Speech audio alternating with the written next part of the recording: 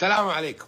يسألوني شو الفرق ما بين المعشني والنفيسي ونايف نهار، وارد عليهم بالمثل الشامي اللي يقول ان غربت كزبره وانشرقت بقدونس، نفس اللعن بس الكلمات تختلف.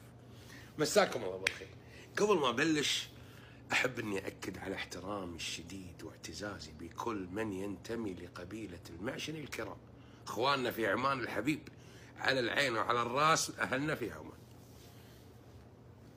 في المقطع اللي طاف تكلمت عن نايف نهر، وقلت في نهاية المقطع مجرد انك تنتقد واحد منهم بالضرورة بتصير متصهين ومرتزق ومخالف للدين وخائن للأمة. ما خيب ظني أبدا.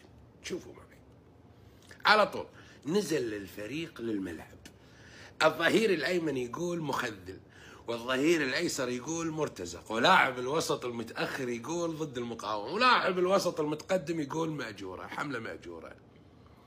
لاعب المحور يمرر سالفة متخاذل، يستلم التمريرة قلب الهجوم وعلى طول يشوتك ويعلقك بالتسعين في شباك التصهين خارج حدود ملعب الأمة وساحة نضالها. وعقب هالجول العظيم والحاسم يلتمون ويضمون بعض، ونايف نهار وسطهم يشيلون على الأكتاف ويطلقون عليه الصفات، صفات يستحي منها ويخجل من تداولها حتى ابن رشد. خذ عندك المفكر الإسلامي التنويري قاهر الظلاميين وقاتل الحداثيين نصير التوعويين حامل هم المسلمين، صاحبكم وكيفكم واللي تبونه قولوا، ومن ناحيتي ومن ناحية ساعاتكم والله مسامحكم وادعوا ربي يغفر لي ولكم. لكن الأسئلة اللي طرحتها بالمقطع اللي طاف ترى للحين قايمة وللحين موجودة وقائمة، وأعيدها وأكررها لأن ما حد قدم إجابة. ليش تتعمدون أنكم تخرصون أو تتجاهلون أصوات الغزاوية المعارضة لحماس؟ ليش تبون تقطعون ألسنتهم ولا تبون صوتهم يوصل؟ ليش تأيدون تبعية حماس لإيران وحزب الله رغم كل الجرائم اللي يسووها في سوريا وغيرها؟ ليش ما تتكلمون عن مدح وثناء حماس للحسن نصر الله وبشار والحوثي، وطبعا الثناء الشديد الغير منقطع لإيران وخامنئي؟ ليش ما تتكلمون عن قضية واحد إسلامي مثلكم المفروض منكم وفيكم الشيخ السني اللبناني أحمد الأسير، بس تتكلمون عن السنوار فقط؟ ليش؟ وش السبب؟ لأن نضال السنوار هو مع حزب الله، نضال أحمد الأسير ضد حزب الله، وعشان كذي نتكلم هناك ونسكت هنا. جاوبوا ترى والله ما راح ينفعكم لا نايف نهار ولا خليفة المزين ولا غيرهم لما يختصمونكم أهل غزة قدام رب العالمين، لما يختصمونكم ضحايا إجرام بشار وحزب الله في سوريا ما حد راح ينفعكم، لما يختصمونكم ضحايا مجزرة دومة في 2018 اللي العالم كله انتفض ضدها ما عدا نايف نهار ما كتب حرف فيها، مجزرة حتى الغرب حس بالإحراج منها، وقامت أمريكا وبريطانيا وفرنسا اقصفت مخازن الكيماوي مالت بشار من كثر الإحراج اللي صار الدولي لها، ونايف نهار ما قصف حتى بحرف واحد. اللي اليوم جاي يعلمنا الغيرة على الإسلام والمسلمين، وهو اللي حسابه بتويتر يخلو من أي استنكار صريح لمجازر محور الشر لعنة الله عليهم في سوريا، من بداية حسابه بتويتر في سنة 2014 لين انتصار الثورة في 2024. 10 سنوات ما نطق بحرف، 10 سنوات ما كتب حرف واحد صريح عن الدم السوري اللي تم إراقه، وحتى لما انتصرت الثورة السورية كتب سوريا تتحرر كذي بصيغة خبرية كأنه نقل للخبر وبس. تتحرر من منو؟ ما تدري، لا لسانه ولا ايده يطاوعونه انه يقول منو. ورجع بعدها ب20 يوم من التحرير وتبنى سردية محور الشر الإيراني، والشعب السوري وقتها في أصعب أيامه بداية التحرير وعندهم استحقاق بسط الأمن والأمان والسيطرة في عز هالوقت والمصايب، يطلع نايف نهار ويعطينا سردية المحور الإيراني محور الشر لعنة الله عليه ويطعنه ويقول نتنياهو الآن يقصف ويقتطع ما يشاء من الأراضي السورية. هذه غزاتك لأهل سوريا. نفس خطاب المعشني بالضبط، بس صراحة المعشني أشجع منك وأكثر وضوح وصراحة. في النهاية ما راح يهمك تجاوب يا نواف، لأن لاعبين الفريق وأعضاء رابطة التشجيع ماخذين كفايتهم من الكبتاغون الفكري اللي أنت وأمثالك ينتجونه.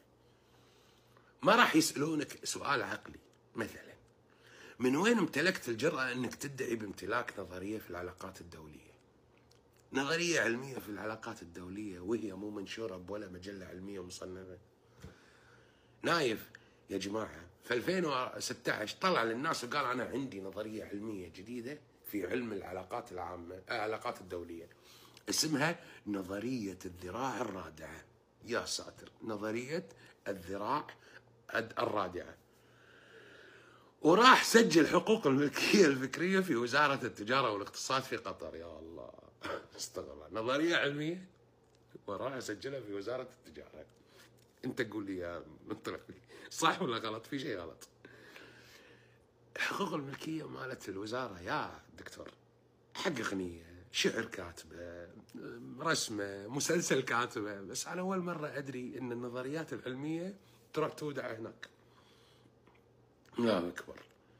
طبعا عشان نكون منصفين، نايف له 12 بحث لم يتم نشر أي بحث منهم في أي مجلة مصنفة علميا ما عدا مجلة ماليزية واحدة اسمها الإسلام في آسيا.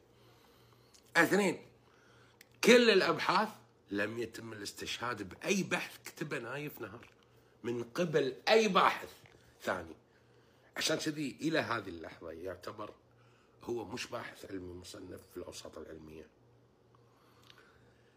نايف في ماليزيا اللي أنت متخرج منها ما علموك أن النظرية عشان تاخذ مسمى النظرية لازم تكون في إطار مفاهيمي مدعوم بأدلة وتجارب قابلة للتكرار وتكون قابلة للاختبار والإثبات والتفنيد، والأهم من هذا كله أن تنشر في مجلة علمية مصنفة ويتم مناقشتها والاستدلال فيها، وأن تطلع من هذه النظرية فرضيات جديدة. وحين يغيب كل هذا فهي لا تكون نظرية بقدر ما هي فرضية، لا أكثر ولا أقل. ما علموك هالشيء في ماليزيا، لكن أنا أعتقد إحنا دخلنا في مرحلة طز بكل هالشروط. نايف قال نظرية غصب عن كل مجلة علمية متخاذلة لم تنشرها له، وغصب عن كل باحث رصين مرتزق لم يستشهد بها، وغصب على كل مؤتمر علمي متصهين لم يدرجها في جدول الأعمال. نظرية يعني نظرية، عنز لو طارت. روح يا أبو نهار، من بيحاسبك يعني؟ أنت بس تأشر وكل شيء تبيه يجيك. في 2016 سووا لك مركز وعي للدراسات وصرت أنت مالكه ومديره العام. بعدها ب2 قلت مو كافي، لقيت فرصتك في 2018 أثناء الدعوة في مصر ضد مركز ابن خلدون اللي أسسه الدكتور سعد الدين إبراهيم. رحت عملت تيك اوفر على المجموعة البحثية هناك وأسست مركز بنفس الاسم، مركز ابن خلدون للدراسات، وحطيت نفسك مديره العام عشان يتم إيحاء الناس أن المركز هو امتداد لإرث سعد الدين إبراهيم، وهذا مو صحيح. والمسكين سعد الدين كان وقتها يصارع المرض في إيطاليا. روح يا أبو نهار ولا يهمك شيء. لو تبي إرث صامويل هانينغتون في صراع الحضارات أو إرث فرانسيس فوكوياما في نهاية العالم، روح، راح يقولون لك أبشر وتم باللي تامر فيه ويجيبونه لك. روح يا أبو نهار وتمنى، بس ايش تبي؟ نعوم تشومسكي، ألكسندر، دوغين، اللي تبي. شنو هم بالمقارنة أنت وياك؟ ولا واحد فيهم أدار مركز أبحاث، مركزين أبحاث لما كانوا بعمرك. ترى بصراحة بعطيك إياها كاش، أنا مكسر خاطري لزملائك في مركز البحث مال ابن خلدون. مثلا الدكتور علي بكر ناشر 1,000,000 ورقة علمية ومسوي له سايتيشن واستدلال في أوراقه العلمية 397 مرة. مصنف ان H9 اندكس، هذا مال التصنيف البحثي مالهم، ايش كثر سووا سايتيشن. ولا الدكتور عبيد الله محجوب ناشر ما شاء الله عاد هذا مستدلين في ابحاثه 679 مره. مصنف H15 اندكس، وانت لا انت مصنف في الاتش اندكس ولا مصنف في جوجل سكالر ولا تم سوى سايتيشن لاي ورقه علميه عندك. لكنك تفوقت عليهم كلهم، انك تمتلك الاهم، تملك فن صناعة الكبتاغون الفكري.